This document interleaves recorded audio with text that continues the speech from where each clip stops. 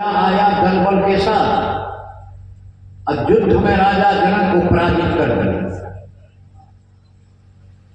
और कहा कि इस राज के अंदर भोजन भी नहीं करो। और राजा जनक का राज तो बड़ा था, निकलने में कई दिन लग गया। राज से बाहर होते हैं, भूख से व्याकुल हो, कहने लगे कोई भोजन कराओ, मेरा प्राण निकल रहा है। एक आदमी कहते हैं महाराज आगे में खिचड़ी बन रही है, जाइए खा लीजिए। अब चला नहीं जाता है, किसी तरह गए, वहां जाके कहते हैं अरे भोजन कराओ, मेरा तो प्राण निकल रहा है। वहां कहते महाराज खिचड़ी तो सभी बन चुकी है, अब खिचड़ी नहीं है, आपको क्या देंगे? कार्य हंडी में लगा होगा ना, हंडी फुरज करके दो।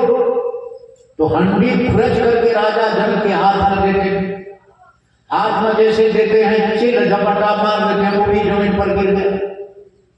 कहिए दुख का ठिकाना रहा, तब तक नींद को चढ़ गया।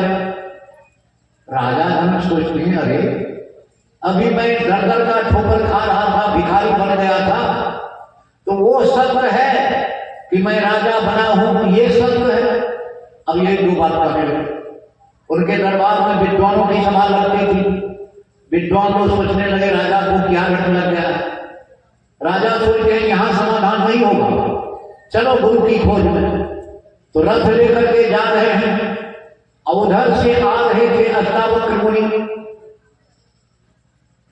तो राजा के रथ हांकने वाले सारथी कहते हैं बगल हो जाओ, रास्ता दो।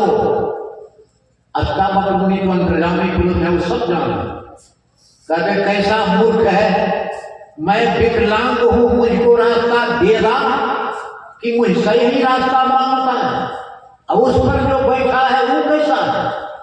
राजा जनक तो औचक हो गया, रे ये क्या हो गया? पूछते हैं महाराज आप कौन है? अष्टावक्र मुनि कहते हैं आप बताइए कौन है? कहा मैं राजा जनक हूं। कहां चले हैं? तो गुरु की खोज में। और गुरु जब आपको मिल जाए, सोचे अब तो ये ही गुरु होंगे। तो रथ पर बैठाते हैं, लेकर के आते हैं अपने दरबार में। रथ से उतर करके सभा में जैसे अष्टावक्र मुनि पहुंचते हैं,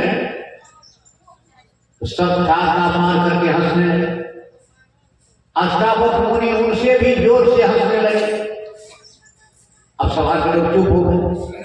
आपको देख करके कोई हंसे, आप भी हंस लीजिए तो सोचेगा क्यों हंसे हैं। सभा के लोग चुप हो गए।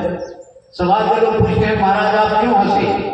कहा पहले मैं नहीं हंसा हूं, पहले आप ही लोग हंसे हैं। आप लोग हंसने का कारण बताइए, मैं भी बता दूंगा। कहा ऐसा टेढ़ा मेढ़ा आदमी जीवन में कभी नहीं देखे थे, इसलिए हम लोग को हंसी आ गई। कहते तब मेरे हंसने का कारण सुन लो। मैं सुना था कि राजा जनक के दरबार में विद्वानों की सभा लगती है, यहां जब मैं आया तो देखा सब चमार ही चमार है। कहते महाराज इस तरह की बात क्यों कहते हैं? कहा क्यों नहीं, चमड़ा को पसंद करने वाले चमार नहीं तो और क्या? मेरा अंग टेढ़ा है क्या मेरा ज्ञान टेढ़ा है? अरे केतारी टेढ़ा होता है तो उसका रस मीठा नहीं होता है। नदी टेढ़ी बहती है तो क्या पानी भी टेढ़ा होता है? तुम ज्ञान को जानने वाले तुम लोग नहीं हो, केवल चमड़ा को पहचानने वाले हो। और अष्टावक्र मुनि ध्यान हो जाते हैं और राजा जनक को कहते हैं राजन न वह सत न यह सत, आप जो है वही सत। क्या निर्णय हुआ? स्वप्न में जो भिखारी बना वो झूठ है, जागृत में आप राजा है ये भी झूठ है। ये जीवात्मा सत्य है, इस जीवात्मा को परमात्मा में मिलाना, इसी का नाम है सत्संग। हमारे गुरु महाराज कहते हैं नित्य सत्संग गति करो बनाई, अंतर बाहर कोई विधि भाई, धर्म कथा बाहर सत्संगा, अंतर सत्संग ध्यान अभंगा। बाहर में ये कथा प्रसंग रूप में सत्संग होता है, अंदर में ध्यान के द्वारा सत्संग होता है, जब अभंग ध्यान होता है। इसलिए हम लोगों को सत्संग करना चाहिए। जिनके नाम पर ये सत्संग हो रहा है, उन आत्मा को शांति मिले, यही गुरु महाराज से प्रार्थना करता हूं। सबके श्राद्ध में सत्संग नहीं होता, जिनके पास पुण्य है उन्हीं के श्राद्ध में सत्संग हुआ करता था। इसलिए उन आत्मा को शांति मिले, यही गुरु महाराज से कामना है। अरुण बाबू का भी चित्र लगा है और अरुण बाबू के माता पिता का भी चित्र लगा है। तो कल प्रातः कालीन सत्संग होकर के समापन होगा। कल पुष्पांजलि का भी कार्यक्रम होगा। तो कल फूल की व्यवस्था पर्याप्त रूप में होनी चाहिए और पुष्पांजलि का कार्यक्रम होगा।